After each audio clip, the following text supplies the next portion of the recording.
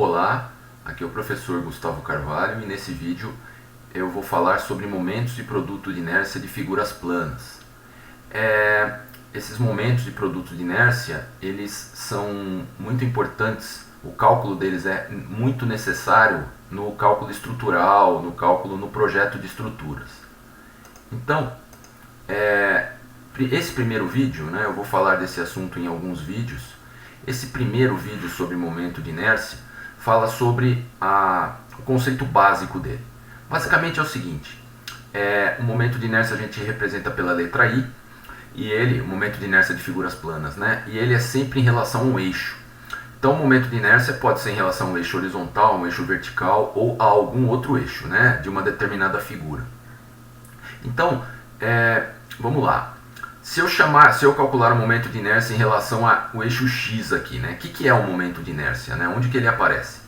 Vamos supor que eu tenha duas vigas quase iguais, ou seja, elas têm o mesmo comprimento, elas estão engastadas, elas têm a mesma vinculação, estão engastadas, têm o mesmo comprimento, estão sofrendo a mesma força F, elas têm o mesmo material e a mesma massa, ou seja, a mesma quantidade de material essa barra 1 tem em relação à barra 2.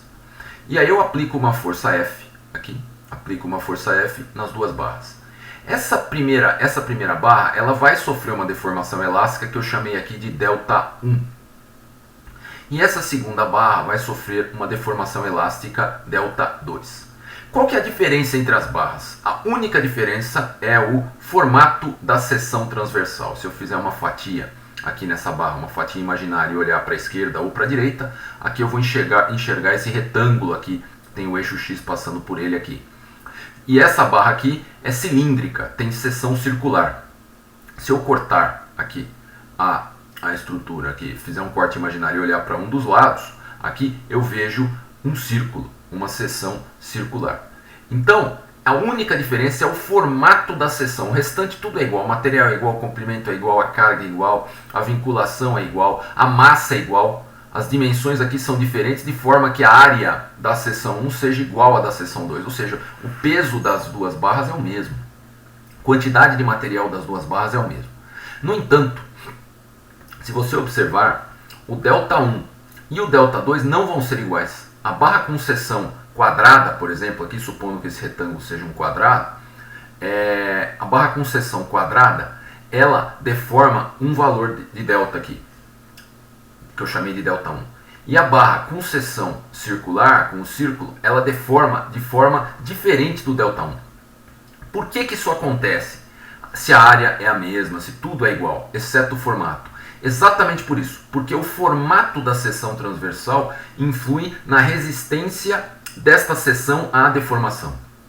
Então estruturas com tudo igual, exceto o seu formato de seção diferente, têm resistências diferentes à deformação. E essa resistência à deformação, devido ao formato da seção, é chamada de momento de inércia. Quanto maior é o momento de inércia, maior é a resistência de uma seção à deformação. Nesse caso, pessoal, acontece o seguinte, as áreas são iguais, mas observa-se que um quadrado aqui e um círculo com a mesma área, o quadrado tem um momento de inércia um pouquinho maior que o do círculo. Portanto, o Δ1 nesse caso vai ser um pouquinho menor, a resistência é maior, então a deformação é menor, que Δ2. Então, para a mesma força, tudo isso no regime elástico, supondo aqui que eu tenho uma deformação elástica, quando eu tirar a carga, a barra volta ao seu estado original. Então, um momento de inércia, o conceito básico dele é esse, é a resistência à deformação de uma seção transversal de uma viga, de uma estrutura, devida ao seu formato, a distribuição de material na mesma.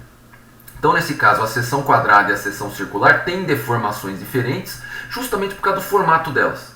E só por isso.